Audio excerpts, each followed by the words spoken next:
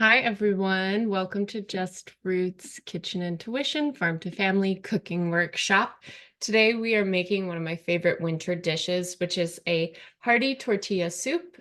And it's really an easy one. Once you have it down, you can do it again and again and add different flavors to it, different types of meat. I apologize for the background noise. My dog gets in the witching hour at like 5 o'clock every evening, so he's going to be running around a bit. So tortilla soup is a classic central Mexican dish. It's present in other cultures as well, but it features a brothy chicken base. It's flavored with tomatoes, chilies, onions, garlic, and is topped with fried tortillas. So we do have some vegetarians, some vegans in this class, and you can absolutely make this recipe. That's why we use vegetable broth instead of chicken stock in the kits. And then you can skip the chicken and add more beans. So if I was doing this vegetarian, I'd probably use 3 or more cups of beans. And for people doing both chicken and vegetarian, you can use more beans than the recipe calls for if you want it to be more of a stew than a soup. So just keep that in mind.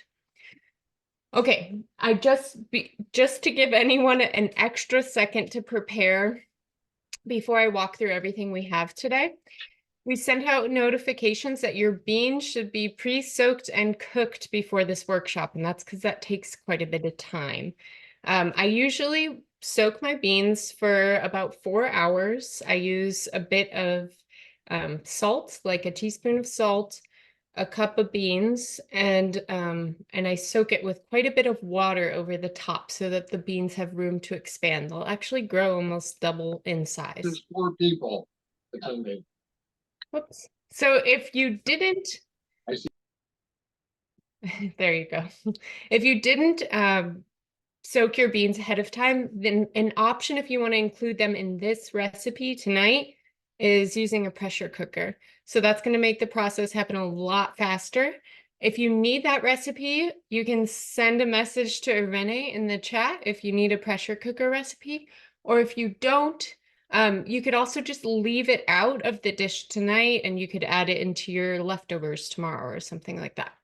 So I went ahead and soaked my beans for 4 hours, and then I'm just going to show you how they are. They're perfectly like al dente.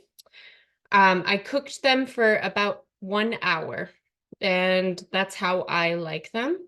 And this is more than 1 cup, so it's more than I'm going to need. So I love to make like a bean salad with some raw garlic, some herbs, some kind of citrus, olive oil, celery even. It's a great idea because you've got a lot of extra beans.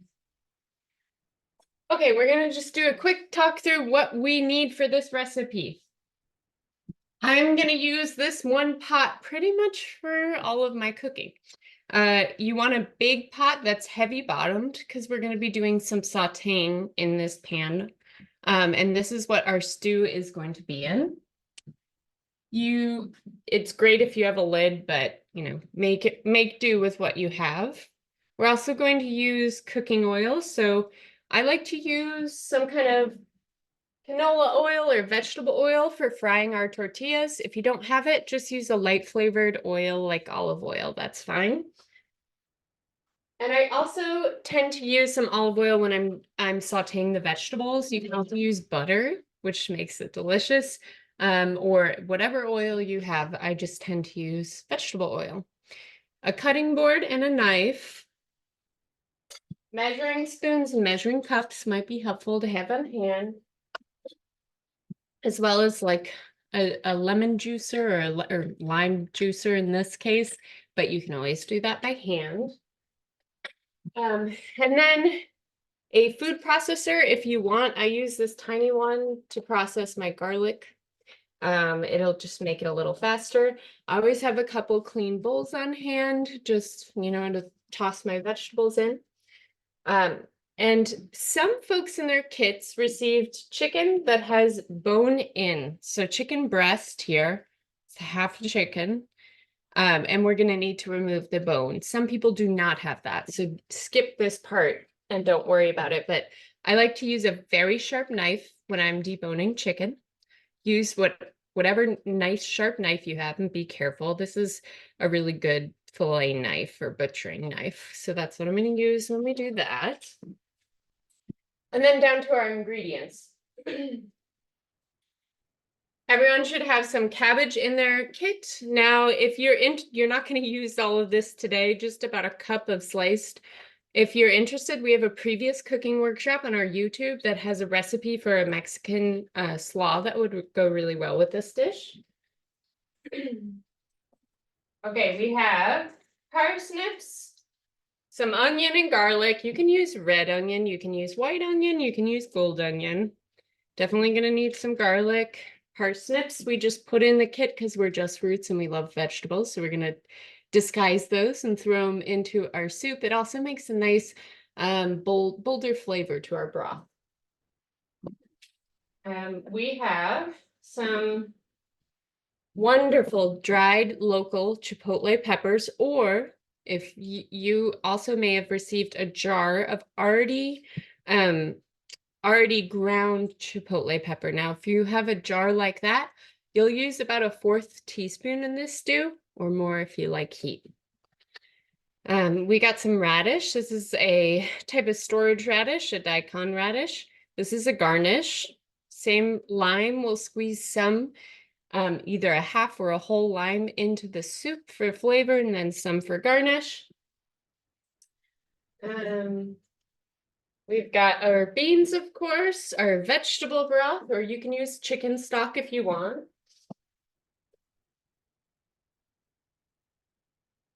Okay, some amazing local meteor tortillas.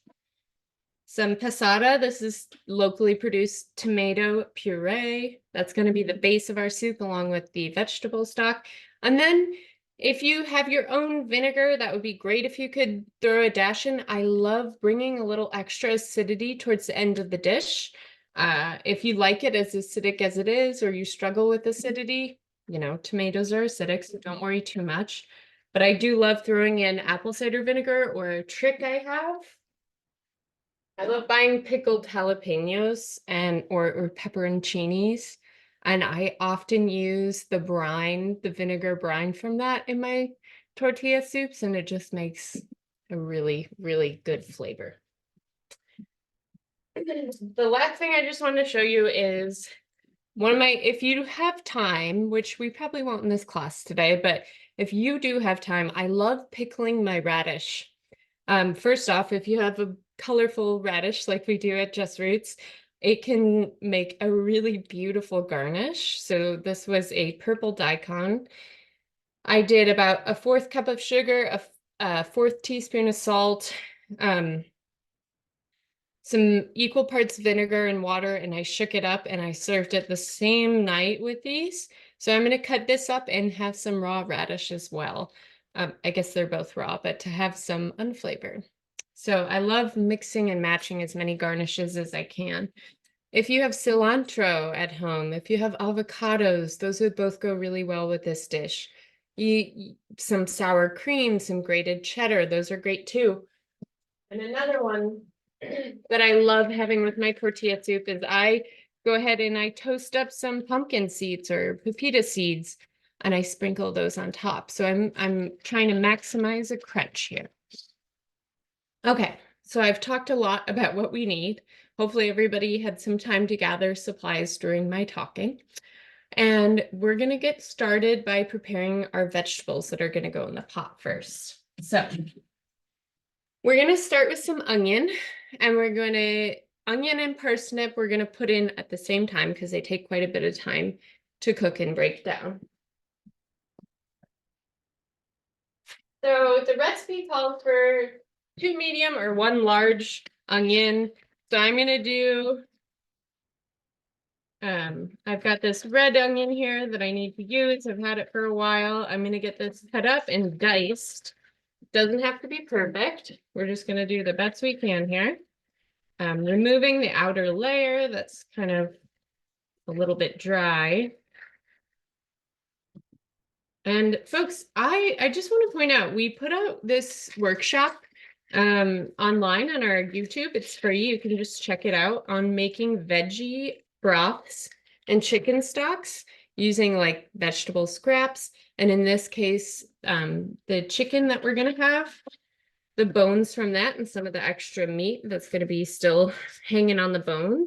So I highly suggest saving those scraps in like a Ziploc bag in your freezer. Check out that recipe, and on our YouTube, watch the workshop and try to make your own broth, because it really makes a huge difference. So I don't know if y'all just saw what I did, but I basically cut this onion in half laterally, and then I'm not quite going all the way to the end of the onion, but I'm getting close and I'm doing some verticals. And then I'm going to come through really quick because I'm crying and I want to be careful. And I'm going to slice those down. So that just made my chopping process a lot quicker. And what I'm left with is about, a cup and a half of onion. If you're big into onion, you can do up to 2 cups, I'd say, but this is good for me. And I'm going to put down about 2 tablespoons of olive oil or butter or whatever oil you have in the pan. So I have a squirty olive oil, so I'm just going to measure that out. You want to coat the whole bottom of the pan, but it doesn't need to be deep whatsoever. And I'm going to turn that on medium heat. I always use the wrong one in this cooking class. Okay, medium heat. And I'm going to drop in my onions and get those cooking. All right, next up is the parsnip. If you hadn't had a chance to rinse any of your veggies, you can certainly do that. I feel confident with Just Roots growing practices that I don't need to, but especially if you're ever sourcing your ingredients from the grocery store, it's a great thing to do. So parsnip is in the carrot family. It's pretty mild tasting. It's really good in soups and stews. It's really great oven roasted with olive oil. And so we're going to use pretty much every part of it except for the end that I just cut off, which you can use those ends in your veggie scrap broth. And what I'm going to do is just kind of dice it into chunks, and it doesn't matter what they look like. You kind of want them to be similar in size to your onions, so they're going to cook down similarly at around the same time, right? Because this is a pretty fast cooking stew. And I want to note that I usually make this recipe at home with chicken thighs, which we were not able to source locally, and that's really important for us when we do these kits. So make sure on your own to try it with chicken thighs. It's super tasty. Man, I always get so teary after the onions. And really, I'm not doing anything fancy here. I'm just cutting into small pieces to match the size of my onions. And my stove is at medium heat. I've got one large onion in there, or you could do 2 medium onions, doesn't matter what kind. So I found it easy with this size parsnip, instead of cubing it, to just slice it into rounds and then cut those rounds in half in fourths or in thirds. And that's just creating more surface area so they break down more and release those flavors. If you've never had parsnip, go ahead and try it. It tastes a lot like it smells when it's raw. And that's really, we're getting some base flavors into this soup. You're gonna have lots of garlic, lots of onions. Yeah. All right. So we've got that on medium heat. Give it a good stir. And you're going to get that olive oil and or whatever kind of oil incorporated. And something I always like to do is just put in a pinch of salt. Just a tiny pinch. We're going to salt it for flavor later. But I just like to do that during my cooking process. Maybe it's just a me thing, but feels like what I'm supposed to do. Okay. Excellent. So those two are the things that are going to take the longest to cook down. And now I think I'm going to sneeze. Now we're going to get our garlic mince. So this stew, I really like relying heavily on the flavor of garlic. I'm going to say that you can do anywhere between 4 to 8 cloves. So try out what you'd like.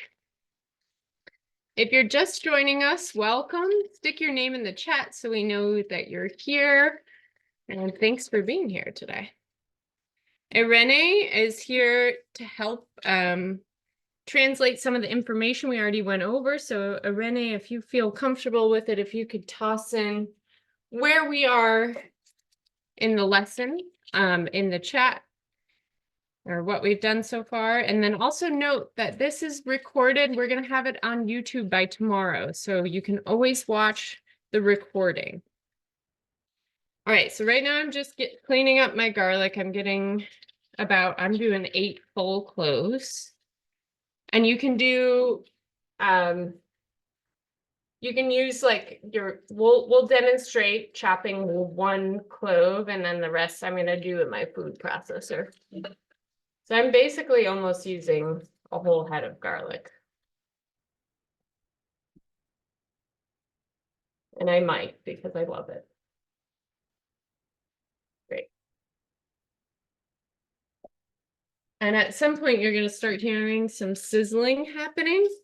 And that's good. That's we're just going to keep stirring our parsnips and onions so nothing burns, but we want to get it evenly cooked. So right now I'm just using the knife to sort of push and crack the outer shell, the skin of the garlic. And then we'll worry about processing or chopping it after. Sometimes it works better than others. There we go.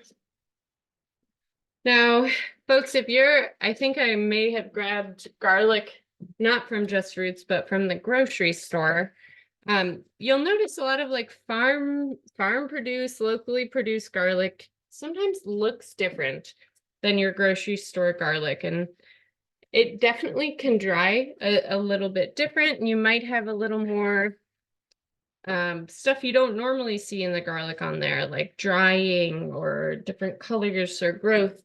And you can use that garlic. I would just cut off any different colors because you don't want to eat any rot or mold. And the dry garlic, usually what I do is I'll give it a smell. If it still smells nice, then I use it. And I will just maybe use a little extra garlic is what I tend to do. Just because sometimes as it's dry, it loses some of the potency of the flavor.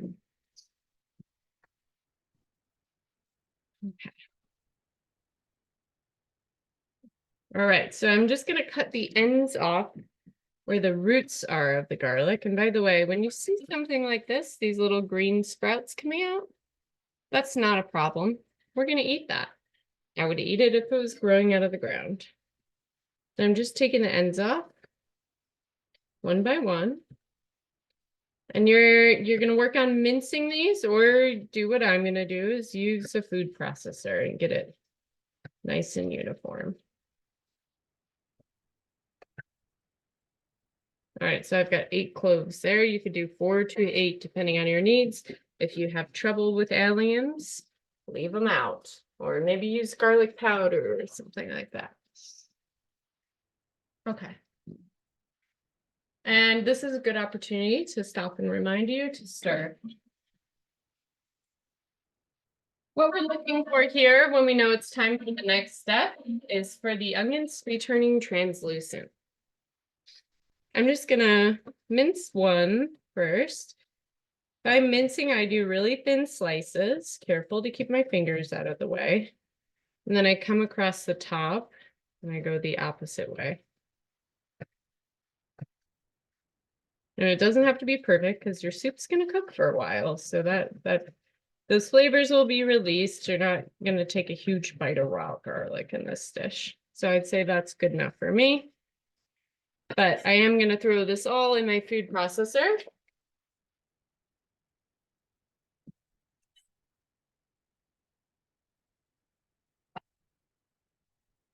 And I'm going to go ahead and give it a whirl, but first I'm going to mute you so you don't have to listen to it.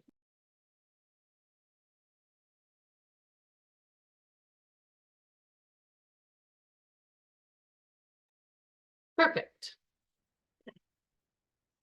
I find using a spatula for this is the easiest. I'm not tossing it in yet. I don't want to toss it in till for about like 7 minutes of these 7 to 10 minutes of the onions and parsnip cooking down.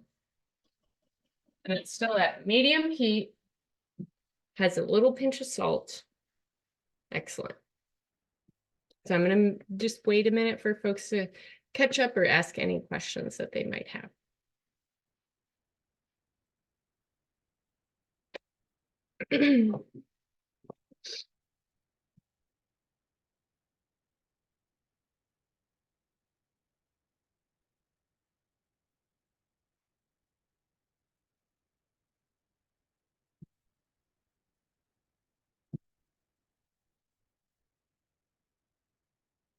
All right, so now I'm gonna get ready for the next steps for after the garlic. I'm gonna get my measuring spoons out.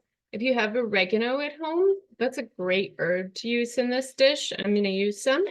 Your kits came with ground cumin. We're gonna use some of that, some salt, and you're gonna get your chili. Now, if you do not like spicy food, I would use a small piece of your dried chili, or even less than a 1/4 teaspoon if you have powdered chili. I'm honestly probably going to put both of these in because I like spicy foods. They're not tremendously powerful as whole because it's not going to be broken up and the seeds aren't making direct contact with the rest of with the broth that it's going to be in. So I am going to use 2. Use your best judgment. It's always better safe than sorry. And so, yeah, let me check on our onions. They're starting to be translucent, so another 1 to 2 minutes is good. And where did I put my measuring spoons? Right in front of my face. Okay. So I've got that stuff ready. So that's going to be the main seasoning for our dish, plus some vinegar and your chicken broth and your tomato and lime juice, of course. Okay. So I know I like to have mine cooking at a pretty rapid rate during this process because there's enough olive oil. I know I'm not going to have any burning. If you're starting to see browning, just add in some more olive oil, butter, or whatever it is you're cooking with to lubricate. And the color of my onions, they've turned a translucent light pink. It's hard to see without me just dripping everywhere, but that means it's time to add my garlic in. So I'm going to put that in and kind of immediately get it stirred up.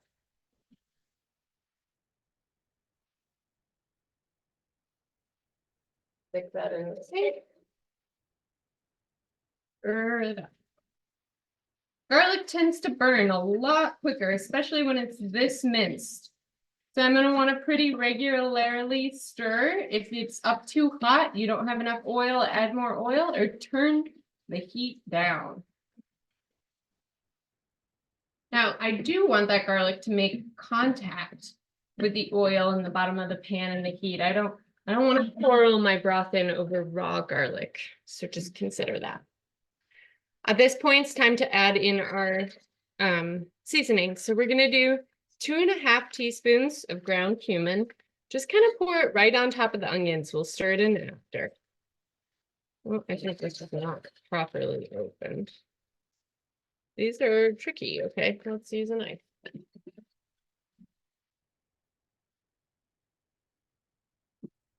I just slit a little hole at the top. So 2½ teaspoons of ground, or 2¼ teaspoons of, 2½ of cumin. Doesn't really matter.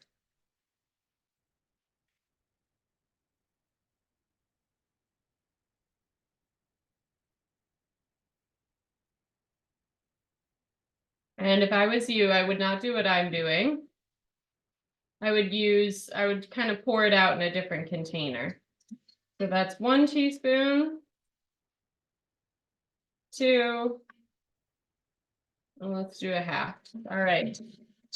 Excellent. So my cumin is in. If you're gonna use oregano, if you have some at home, we can also do 2 to 2.5.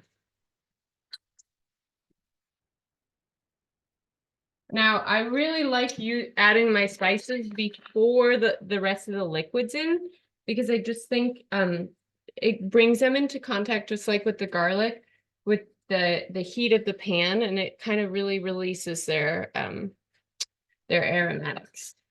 We're gonna do 1 1/2 teaspoon of salt, or maybe you just start with 1 for now and you add the other half later, depending on if you want to. So just start with 1, doesn't hurt. And then I'm going to toss in both my whole peppers, or at this time you would do a 1/4 teaspoon of your chipotle. And then I'm going to give it a good stir. Now scrape anything that's getting stuck to the bottom of the pan. And you can certainly turn the heat down if you want, as we approach our next step. So we've got our veggies, herbs, and spices in there for the most part. Now we're going to do 1 jar of our tomato puree. So I'm going to put the whole thing in.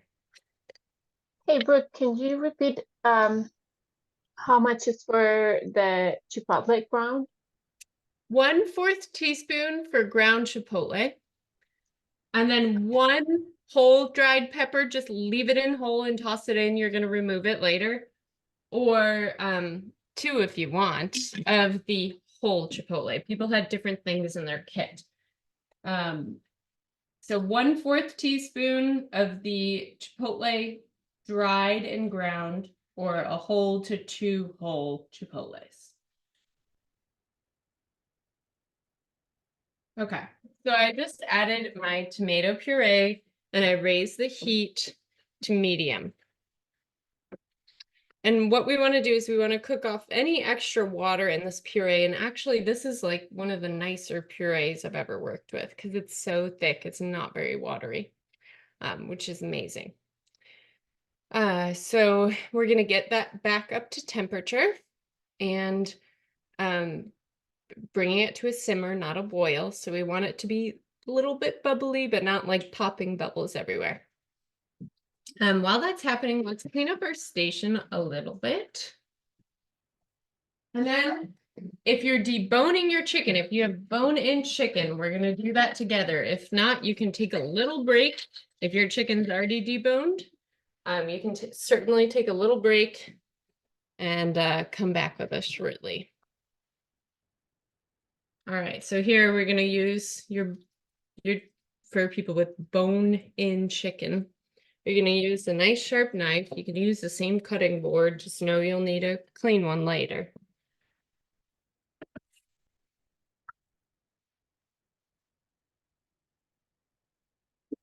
Getting myself a little tidier.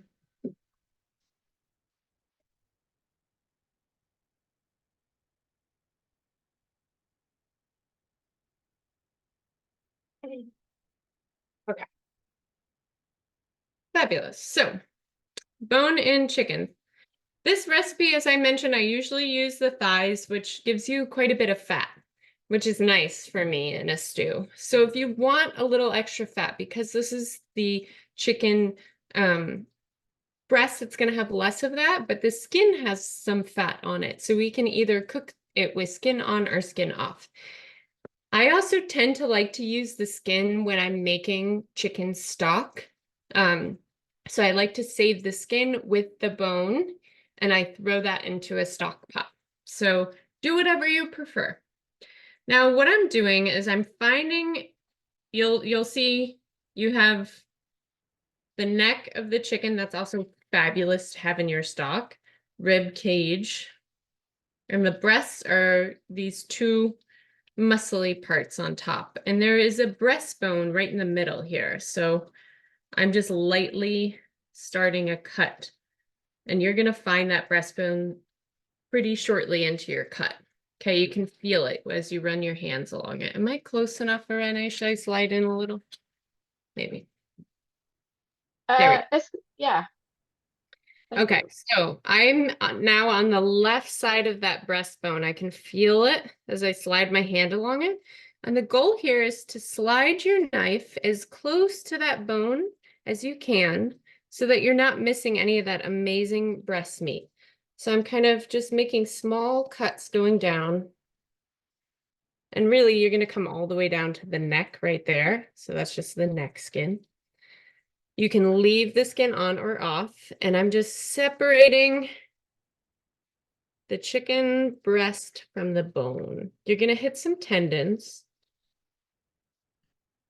You can cut right through those. You'll have a little more resistance with the tendon. And it's just, you'll see, it's slowly just starting to fall off. Coming along to the tail. And there we go. And if you leave some meat, I mean, butchery is like a, it's a skill. There's a reason why we value our butchers in our communities. It's okay to leave a little meat on there, especially if you're making stock. Just do the best you can. Especially because with this dish, all the chicken's going to end up shredded anyways. All right, so I'm almost there with this one. Okay, breast number 1. Skin on or off, up to you. You can do a couple quick cuts to get it off. So for me, it's going onto my stock. I've got the tenderloin of the chicken and the beautiful chicken breast. You can leave it in one piece if you want. Later, we're going to pull it out and shred it. So it's whatever you would like to do. Okay, now we're going to do the same thing to the other side. Find that breastbone, cut right along it.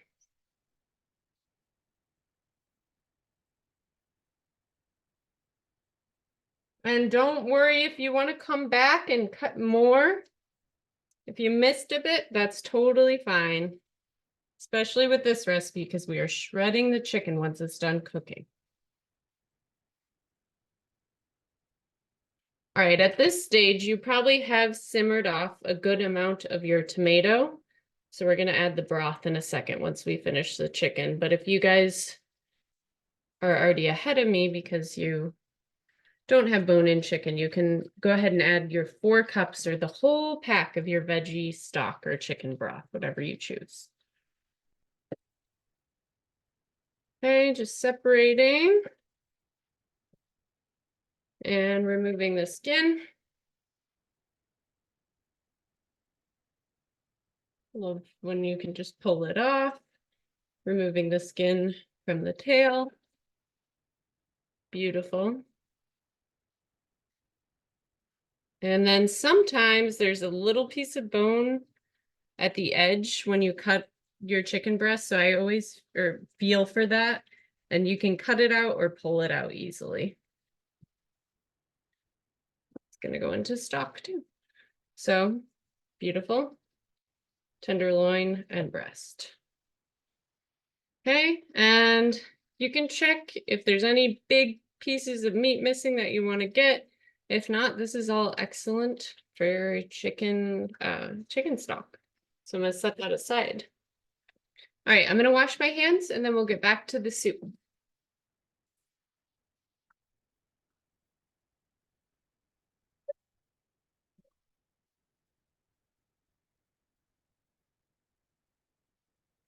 Okay, so it's time to add in our veggie stock. As I mentioned, you don't have to measure it out. When it's in a container like this, it's perfect. So I'm going to pour it all in. And then I'm going to turn it to high heat so it comes to a boil quicker. I'm already smelling such wonderful smells of the chipotle and the cumin. And if you want to hasten the time, make it quicker, you can cover it as you bring it to a boil again, because we just added a bunch of cool room temp liquid. Great. That was my dog coughing. All right, so now we're gonna let this soup come to a boil, and then we're going to reduce the heat to a simmer. We're gonna put our chicken in there, and then we're gonna let it simmer for 30 minutes or until this chicken wants to shred on its own. So you can cut the chicken up ahead of time. It'll cook a lot faster if you do that, or you can leave it whole, pull it out, shred it, and return it to the soup when you're all done. Great. So you can even toss your chicken in right now. That's totally fine as it comes to a boil. So 1, 2, and as I mentioned, I do usually do this with chicken thighs because we couldn't source those locally. We went with this chicken breast, either bone-in or boneless chicken breast.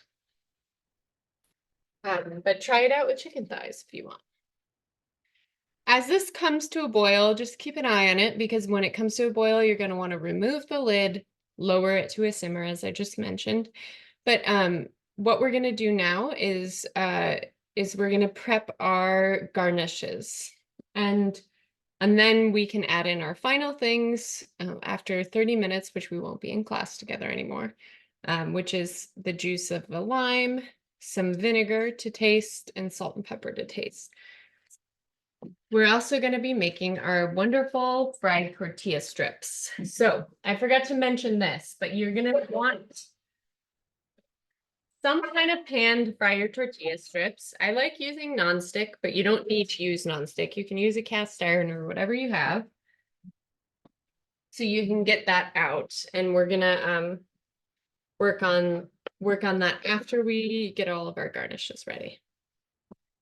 So this is the cutting board that I have not used for chicken, and this is just what I last used to cut garlic. So this, make sure to switch up your knife or wash the one you used if you deboned your chicken. So I like to make judgment calls. A lot of these are storage root crops. They might have hard exterior. If they do, you're more than welcome to peel them. Just that rough exterior. And when you peel, it kind of unveils this gorgeous purple color a little bit better. So this is a storage radish, daikon radish. It tastes very similar to salad radishes that you might find like French breakfast or Easter egg, those little round different colored ones. There's a number of things you can do with this. We're going to use about a half cup of it for a garnish. As I mentioned, you can quick pickle them like I did in my jar, which I'll cut some of those up so you can see them. Or you can just leave them totally raw, and it brings like a nice, light, crisp, wonderful flavor to the soup. So what I'm doing right now is I'm getting ready to julienne. And a really safe way to julienne is not what I was doing, is I'm going to cut an end off of this, nice thin end, which makes a flat surface. You can see that? Good. And that way, I don't have any tipping happening of the round vegetable, right? And then when it gets pretty thin on one side, you can flip it again. And then start your thin rounds, or squares, I guess they would be rectangles. I know my shapes. So I'm getting this radish all sliced up.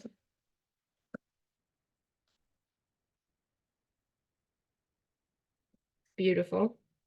Now you can really cut these however you want. If you want to do what I like to do is make like thin strips, you can do that, like that. They just look so pretty on top of the stew. The point is you don't want huge globs of radish because it's pungent. It has like the same kind of hits the back of your throat like a horseradish does, or any brassicas. So you can do it this way. You can do them this way, which would be pretty too. Just taking those long spears and making them short. But basically, we're going to cut like a half cup's worth. I load up my soup with radish.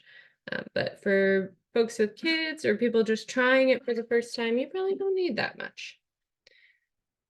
I've begun to keep storage radish pickled as a staple in my fridge. It's just something that I love having with rice dishes and stir fries, bringing like a vegetable brightness. Wow, these look so pretty when they're julienned or matchsticked. Almost done here. And I am a Taurus, and I really like presentation. And it doesn't matter if you don't, but you can ignore me, but I like to put each of the toppings in their own container.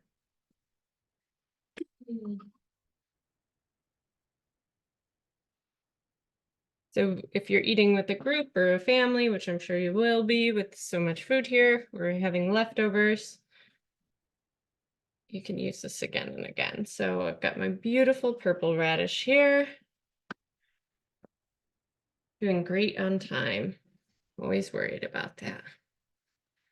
And then that purple radish, once it's been soaking in vinegar, grab a spoon, is a little bit stinky. Daikon gives off a pretty funky smell, but it's hot pink. I mean, how could you not love that? Look at that color. So I'm It's gonna so do, beautiful. I know. I'm gonna do the same thing here, just slice my rounds. Hey, Brooke, would it work with a raw radish to grate it? Oh yeah, that's a fabulous idea. Yeah. You can certainly grate it to get really small amount, and it would be beautiful as well. And did I already mention my recipe? Yeah, for pickling these. You can also do the same recipe and pickle red onions. That would be a delicious topic, or any topping, or really any onions. Doesn't have to be red. Red just makes a pink pickle, which is fun and might make children more excited. So I've got my purple and pink. If I had cilantro, I would have a green garnish or avocado. That'd be yummy.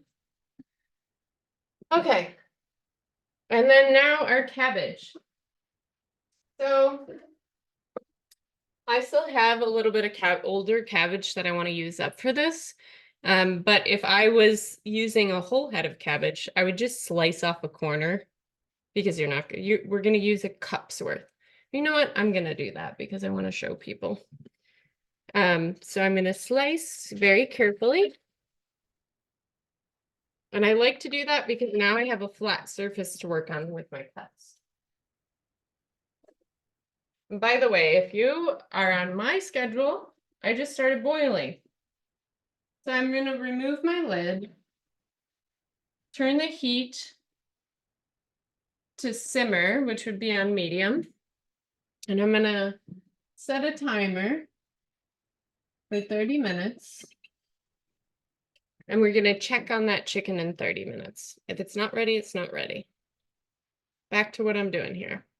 So I'm going to also try to make thin cuts here, small surface area. And it's a topping, so we want it to be thin. We're not trying to bite into huge pieces of cabbage. So once I get to a point where it's too wide for my knife, I just switch. I don't know if you saw what I did there. I just turn the cabbage. And now I have a smaller surface again. And I'm making thin cuts. Turn the cabbage.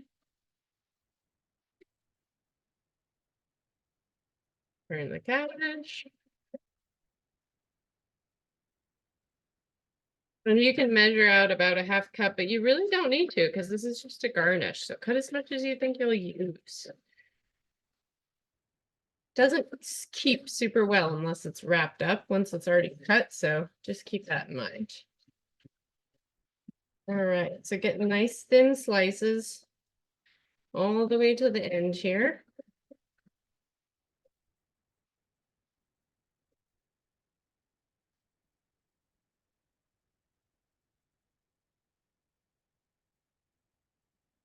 Perfect. So that can go in a little container dish.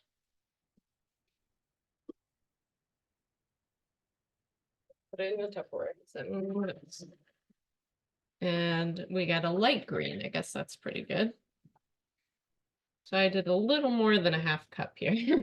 I did like a whole cup and then some, but I like cabbage. Sometimes with the raw radish, I like to give it a sprinkle of salt. You don't need to do that. You know, there's going to be plenty of salt in the dish, but it's just what I do. Try it out. I like eating just plain raw radish, sliced nice and thin with some salt. Okay. I sometimes like to add it, if we don't have time to make the pickle, to add a little lime juice too with the salt to the radish. Yeah, that's a great idea. Okay. All right, last but not least, we're gonna do some tortilla frying. So this is kind of like the crux of the meal, having tortillas in there it's like you could serve this with rice, or you could serve it with delicious crunchy tortillas that absorb a bunch of the delicious flavors of the soup. And how lucky are we that we have local tortillas? So depending on how many people you have and if they're going to want to snack on these, because they're delicious, I do anywhere from 5 to 8 tortillas. And then the strips, we're going to slice into like, well, I'm just going to show you, pretty thin. That's a great size. I'm going to just do a couple and show you because that's the size I love. Let me hold that for reference. And with long ones, you can cut them in half if you want, as you get more towards the middle of the tortilla. So what I did there is I stacked them all, just so it's easier to slice. And so we have more uniformity. And I'm just using my knife, slice them into small pieces. And I'm not going to cut mine in half. I think my pan is big enough that I can handle it. Okay. Then what we're going to do is we're going to get a couple tablespoons of oil heating up on a nonstick or cast iron pan. So you want the bottom of the pan coated, but you don't want excess oil. Excessive oil. So I'm going to show you, I put some oil in and I'm just moving it around so it covers all of the pan. But you see, I can do this and the oil isn't flailing out. That's because I have the right amount, okay? And I'm going to move this to about medium heat.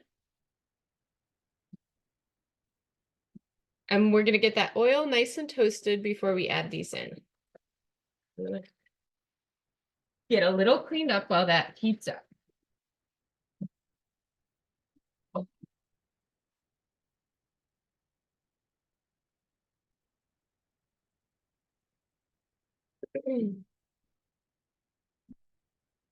Got about 10 minutes left, guys, of us together. You can also, make sure to give your soup a little bit of a stir. And before we sign off, we'll talk about adding the lime juice. We'll add some vinegar, and we'll talk about when to add the beans. And then it's just assembly. Another great thing to add to this is pickled jalapeno. Just so, normally I don't add my vinegar till I can taste it towards the end when all the flavors have melded, but I know that I'm going to add at least 2 tablespoons of vinegar because I always do. You can wait and taste yours in what do we have, 24 minutes left? Or you can add some now if you know you're going to like it. I'm going to do some of this jalapeno pepper vinegar, but just regular apple cider white vinegar, whatever you have is good. So I did 2 tablespoons. That's generally what I use. Okay. So for this tortilla, for frying our tortillas, something that really helps is having a plate, paper towel, or a rag you don't mind getting oily. Laying that down, and we're going to drain the excess oil as we remove our tortillas from the pan. We're going to cook them in batches. Also helps to have some pepper and some salt.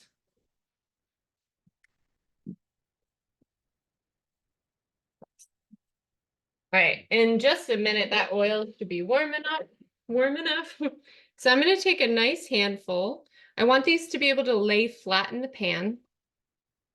And I'm going to sprinkle them across the pan. You may have room for a few more, so you might only do it in 2 batches, maybe 3. And I'm kind of going to move them around in that oil. Put in some fresh pepper. Put in literally a tiny pinch of salt. And we're going to let those start to crisp up, stirring frequently once they've been on the heat long enough. All right. Meanwhile, our soup is cooking away, and we have almost all of our garnishes ready. Okay, so I'm not sure if people's kits came with 1 or 2 limes. Mine came with 2, so I think most people have 2. I'm going to use the juice of a whole lime in the soup, and then the other lime I'm going to use as a garnish. So where people can choose if they want to add more fresh lime. The tortillas and the radish can really take away from some of that acidity. So people might want to add some more brightness back into the soup. So what I did is I cut it in half, and then I cut from the middle into slices like this. Get a little container.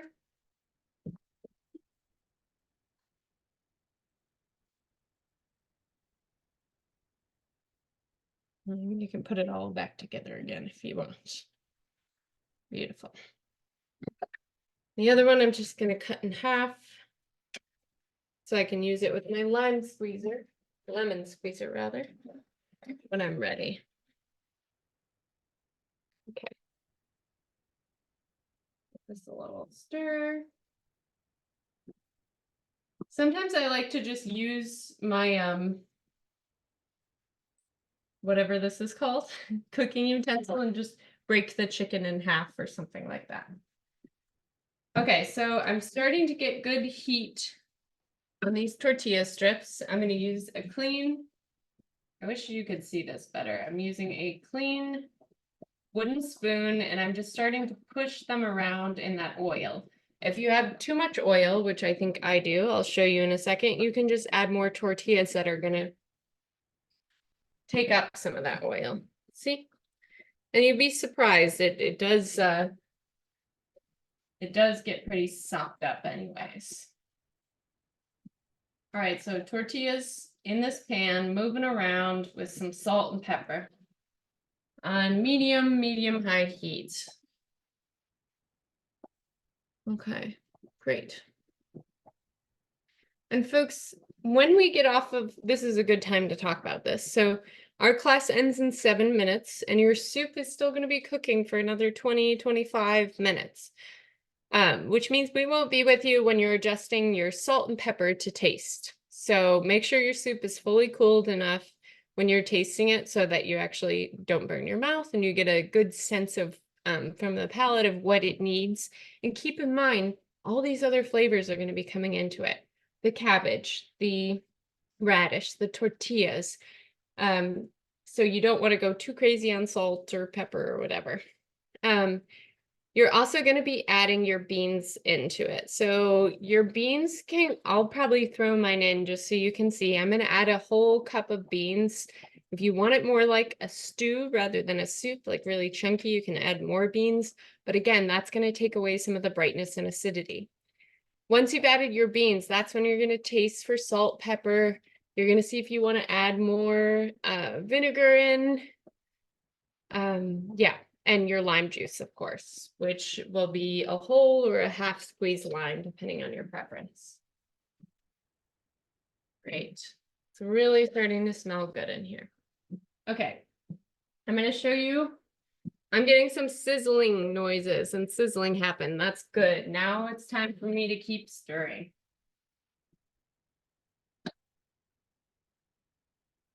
And so our goal is to make these really crispy, knowing that when they enter the soup, they're going to sop up some of that delicious broth.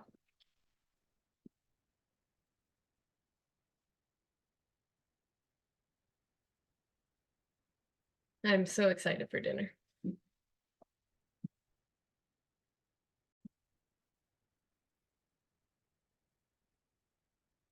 These typically, I cook them, you know, for the first batch always starts off slowest, so it might take 5 minutes, and then it'll be 4 minutes and 3 minutes, and then it's happening really fast.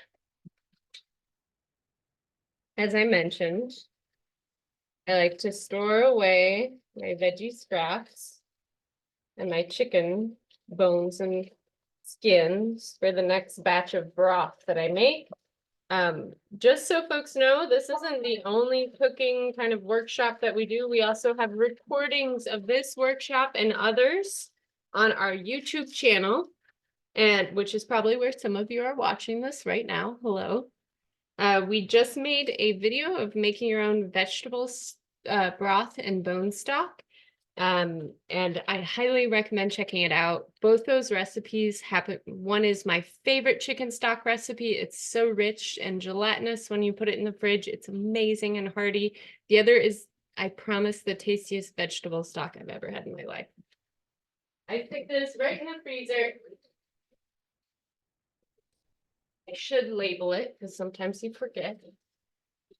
And use it next time. All right, tortillas are starting to get a little bit crispier. And you're gonna wanna make sure they don't get stuck together. You're gonna separate them as you can. I even like to pull out some cooking skills of getting them, the ones on the bottom on top, like that. So I'm just using my pan to flip them.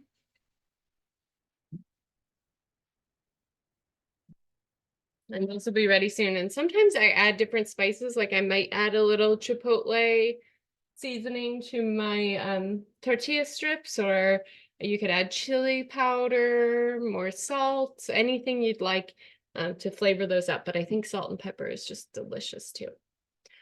Oh, Lua. Hi, Lua. Hi. Thanks for joining us. Okay. So I'm gonna pull off those tortillas just so folks can see, add my beans, and then we're gonna call it. Class will be over, so if you have questions, get those in now.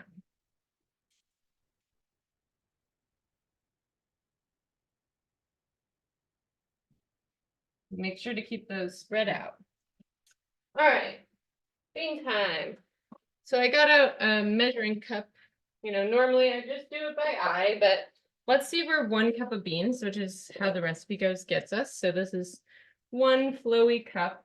You don't need to add yours yet. If they're very mushy from cooking, don't add them till the very end. Mine are a little al dente. So I'm actually going to do 2 cups into mine because I want it to stretch and go a long way. I'm cooking for like 5 tonight, so give it a mix. And you want to at least give those beans 5 minutes with the heat on to absorb all those wonderful flavors. So keep that in mind. I'm going to add some pepper because I know I'm going to want pepper in my stew.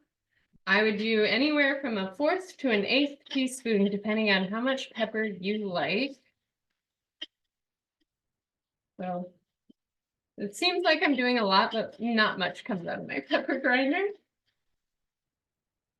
You can taste it for how much salt you want in there. So I need a little tasting spoon. Just remember, we only put in 1 teaspoon of salt so far, plus a tiny pinch when we did the onions. Oh, these are almost perfect.